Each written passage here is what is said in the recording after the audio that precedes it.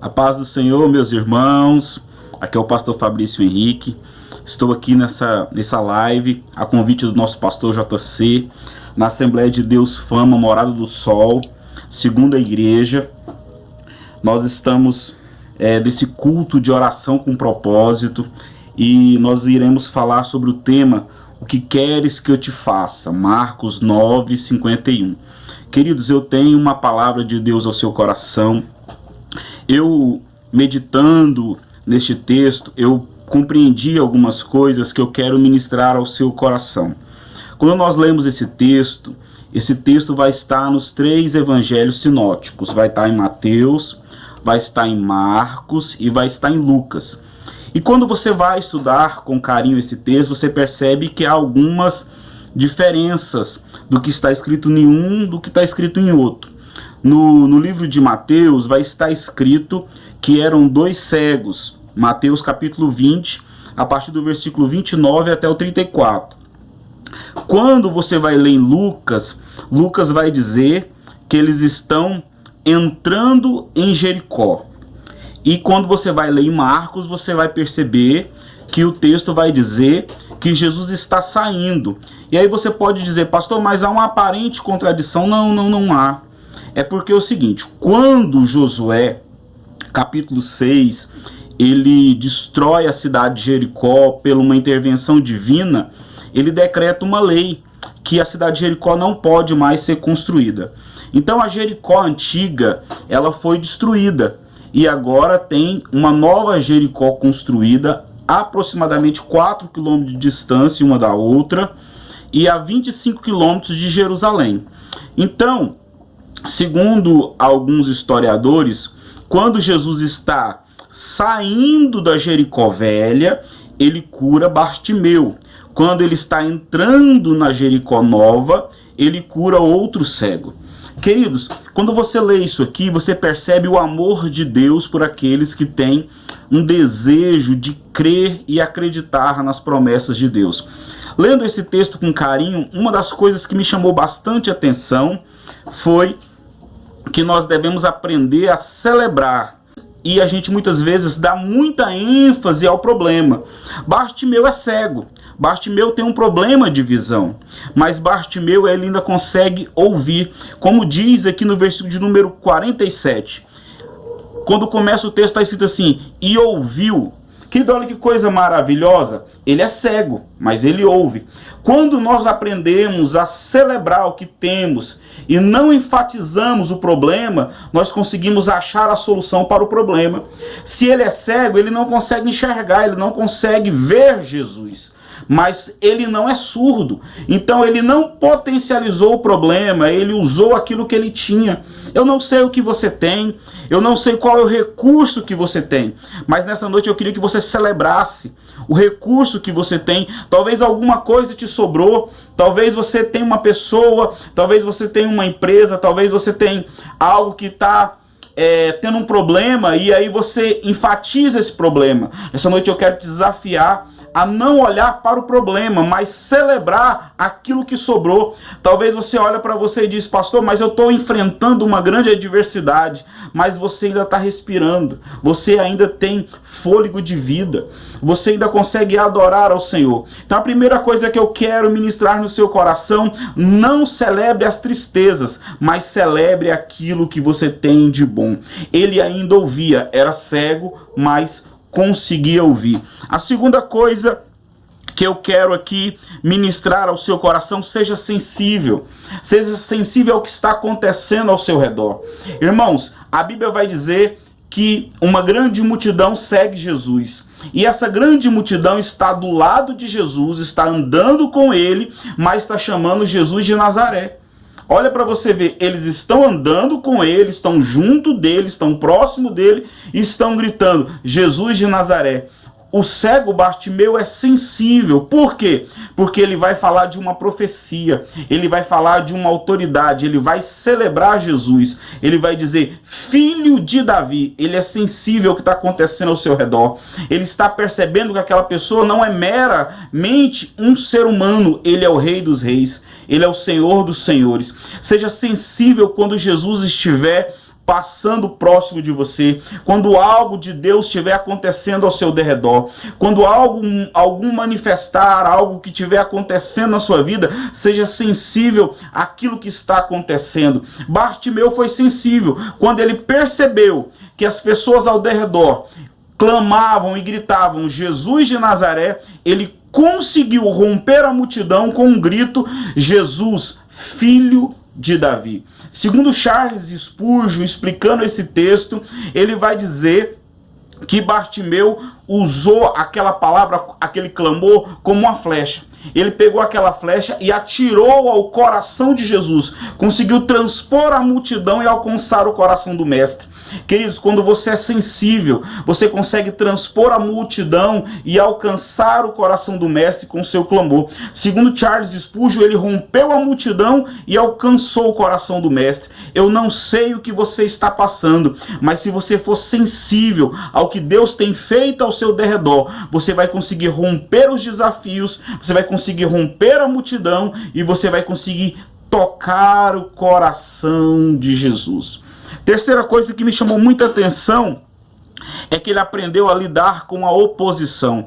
Queridos, como crentes, como filhos de Deus, a nossa maior dificuldade é lidar com as oposições da vida. Nós devemos aprender a lidar com as adversidades, devemos aprender a lidar com os problemas. Queridos, nós temos que aprender a ressignificar as coisas. Tudo na sua vida é questão de oportunidade. É como você olha para as coisas. Você pode olhar, o copo pode estar meio cheio ou meio vazio. Se você fazer um estudo bem aprofundado deste texto, você vai perceber que Jesus, depois que ele passa pela cidade de Jericó, ele está indo para Jerusalém e que ele vai ser crucificado. Essa é a última oportunidade que Bartimeu tem de clamar. Talvez a nossa vida é assim. Nós não aprendemos a lidar com oposição e perdemos oportunidades. A gente não aprendeu a lidar com as adversidades da vida, e quando a adversidade está à porta e algo de Deus está acontecendo, nós perdemos a oportunidade de crescer, de avançar, de progredir, de conquistar algo em Deus. Por quê? Porque não sabemos lidar com oposição. E Bartimeu vai saber lidar muito bem com oposição. Por quê? Porque ele está clamando, filho de Davi, mas o versículo de número 48 vai dizer que muitos o repreendiam. Mesmo muitas pessoas repreendendo, falando para ele calar, ele consegue lidar com isso muito bem e ele consegue sobressair essa situação. Eu não sei qual é a voz que tem gritado no seu coração, qual é a voz que tem gritado na sua alma, mas nesta noite eu quero te convidar a receber sabedoria, a receber inteligência de Deus, e que você aprenda a lidar com a oposição. Nem todos vão te aplaudir, nem todos vão aceitar você como uma pessoa de Deus. Quando eu comecei no ministério, eu tive uma experiência que eu nunca consegui esquecer. Eu fui convidado para pregar até numa das nossas igrejas. Eu fui convidado, era um culto de quinta-feira, se não me falha a memória, um culto de campanha como esse que eu estou pregando para você. E aí eu fui convidado para pregar, eu fui convidado pelo vice-pastor, o pastor, e eu perguntei: você conversou com o pastor? Ele disse: conversei com o pastor, está tudo organizado, só vem para pregar. E aí, quando eu cheguei para pregar, logo em seguida, na hora da pregação, poucos segundos antes de passarem para mim, eles chamaram alguém para pregar no meu lugar. Até aí tudo bem, eu não achei ruim. O que eu achei ruim foi o que eles fizeram depois, que quando eles passaram para essa pessoa, eles pediram para mim sair do púlpito. Mesmo eu estando no púlpito, preparado para pregar, eles pediram para mim sair. E aí eu comecei a pensar: eu vou embora, eu não vou aguentar ficar aqui. Deus falou comigo: aprenda a lidar com a oposição. E aí eu fiquei ali. Queridos, eu fiquei, o culto foi uma bênção, Deus operou, Deus usou aquele pastor, aquele dia era para ele pregar mesmo, eu entendi. Quando terminou o culto, o pastor que me convidou ficou com tanta vergonha que ele disse: pastor Fabrício, misericórdia, nunca aconteceu isso, vem pregar quinta-feira que vem. Irmãos, eu vou ser sincero, eu pensei em não ir. Eu pensei e falei: não vou. Deus não tem isso para mim, isso é muita humilhação, mas eu queria ser abençoado. Eu tive que aprender a lidar com a oposição. Eu tive que aprender a lidar com os problemas. Eu tive que aprender a lidar com aquilo que muitas vezes não sai de acordo com aquilo que a gente quer. E aí, nesse momento, eu disse: eu venho sim. Irmãos, E pela misericórdia de Deus, aquela semana foi uma semana maravilhosa. Eu orei, busquei a Deus, consagrei a minha vida. Fiquei uma semana inteira orando, pedindo a misericórdia, a intervenção divina. Na próxima quinta-feira eu comecei a pregar. Eu nunca esqueci a mensagem. Eu preguei sobre a mulher do fluxo de sangue. Eu preguei. Irmãos, quando eu comecei a pregar, Jesus começou a curar. Jesus começou a batizar com o Espírito Santo. Foi uma presença de Deus muito grande naquele lugar. Quando terminou, o pastor chegou, o pastor que tinha me convidado, junto com o pastor dirigente da igreja, e me disse: Pastor Fabrício, perdão. Eu testei o senhor quinta-feira passada e o senhor passou na prova. E eu quero te dizer que o senhor é homem de Deus. E se eu soubesse que o senhor ia pregar com tanta humildade assim, o senhor teria pregado tanto quinta-feira como essa. Queridos, muitas vezes quando a oposição vem, a gente não sabe lidar com ela. Mas eu quero te dizer, se você continuar firme nas promessas de Jesus, por mais que a oposição venha sobre a sua vida, você será uma bênção na mão de Deus. A quarta coisa que eu quero ministrar ao seu coração: aprenda a remover tudo aquilo que impede você de crescer na obra de Deus. Aprenda a remover tudo aquilo que impede você de ter uma experiência melhor com Deus. Segundo a tradição, Bartimeu é filho de um general. E ele tinha, pela sociedade romana, ele tinha uma capa que autorizava ele a poder pedir esmola. Mas o texto vai dizer aqui no versículo de número 49 que assim que Jesus o chama, ele não pensou duas vezes. Ele removeu tudo que impedia ele de alcançar a promessa. Ele disse: olha, eu posso até sair de lá sem o meu milagre, mas eu não vou continuar sem acreditar. Por quê? Porque na hora que Jesus chama, ele já lança a capa, sem Jesus liberar uma palavra sobre ele. O que você está disposto a remover?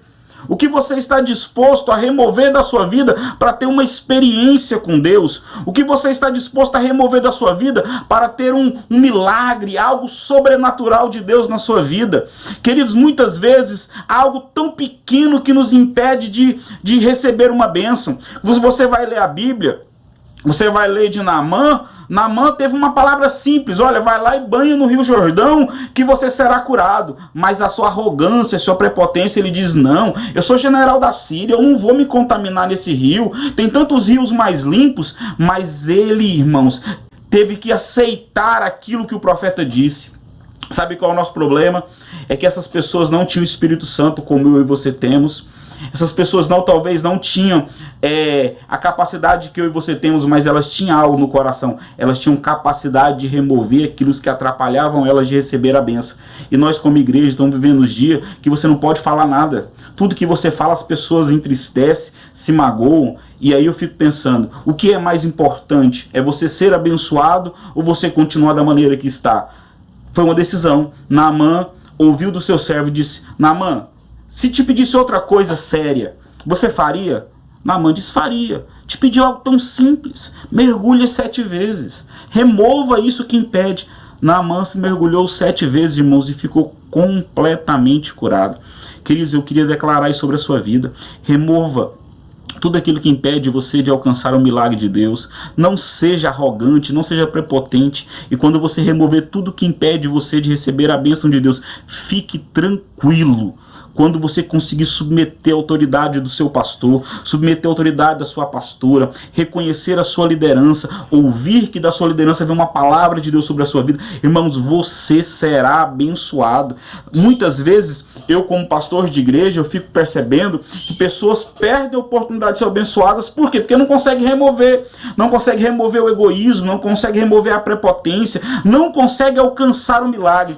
Como Naamã, eu até preguei esses dias e disse: Naamã não queria ser curado, Naamã queria ser bajulado. Queridos, eu não sei o que você precisa, mas eu sei, se você remover o empecilho, Deus vai fazer algo grande na sua vida. E para concluir, já terminando, você vai perceber que Jesus vai olhar para esse cego e vai perguntar: o que queres que eu te faça? Queridos, muitas vezes há algumas coisas que tem que acontecer antes para que a gente tenha a oportunidade de estar perto de Jesus. Queridos, é necessário nesta noite que você tenha um encontro com Jesus, que você tenha um particular com Deus. Quando você tiver um particular com Deus, algo sobrenatural vai acontecer. A sua vida não vai continuar sendo mais a mesma. Quando Bartimeu encontrou com Jesus, ele ouviu de Jesus e Jesus dizendo: Bartimeu, o que queres que eu te faça? E outra coisa, para concluir, tenha um alvo definido. Olha que coisa maravilhosa. Ele podia escolher várias coisas, mas ele tinha um alvo definido. Qual que era o alvo definido dele? Eu quero ver. Ele sabia o que queria. Sabe qual é o nosso problema? Nós não sabemos o que queremos. Um dia queremos uma coisa, um dia queremos outra. Nós não colocamos um princípio. Nós não temos um alvo definido. Querido, nessa noite eu quero te desafiar. Tem um alvo específico, apresente esse alvo específico a Jesus e Jesus vai fazer algo maravilhoso. Estava contando esses dias lá na igreja sobre até esse texto aqui e eu disse: irmãos, faça uma oração específica. Irmãos, e eu fiquei tão feliz do que aconteceu que a minha esposa mesmo, ela disse: olha, eu vou orar por algo específico. Irmãos, ela orou por algo específico. Irmãos, era um culto de terça-feira. A gente estava fazendo a campanha, se não me falha a memória, os milagres de Jesus. Quando na quinta-feira, ela nem me contou, eu falei sobre um alvo específico, você apresentar algo, você ter certeza do que vai fazer. Irmãos, na quinta-feira, ela falou: eu quero uma oportunidade. Irmãos, quando ela começou a dar o testemunho do que Deus fez, do que ela pediu na terça, a igreja se encheu do Espírito Santo. Por quê? Porque temos que ter alvos específicos. Irmãos, a Bíblia diz que quando você não sabe pedir, você é como a onda do mar. Um dia você quer uma coisa, outro dia você quer outra coisa. Mas quando você sabe o que quer, Deus vai te abençoar. Eu quero nesta noite liberar uma palavra sobre a sua vida, quero orar por você e quero dizer que nessa campanha, Deus vai abençoar a sua vida, nessa campanha de oração com propósito. Quando o pastor JC colocou esse tema, eu tenho certeza que Deus ministrou no coração dele: o que queres que eu te faça? Eu quero desafiar você a ter um propósito único agora. Eu quero desafiar você a ter um propósito agora e você vai fazer um pedido específico. E eu tenho certeza que você vai contar para o seu pastor, o pastor JC e para a pastora Franciele, que Deus abençoou vocês muito. Por quê? Porque vocês colocaram um alvo específico na presença de Deus. Eu quero orar por você nesse momento. Senhor, meu Deus e meu Pai, eu oro por toda a igreja, Assembleia de Deus, Ministério Fama, segunda igreja no Morado do Sol, e peço a bênção de Deus, peço a intervenção divina, peço o milagre de Deus. É o último dia dessa campanha, e como o pastor JC, eu tenho certeza que ele também orou, clamou, buscou a Deus. Eu tenho certeza que Deus vai fazer algo grande, porque você está debaixo da bênção do seu pastor. O seu pastor e sua pastora têm orado por você, e você será abençoado em nome de Jesus.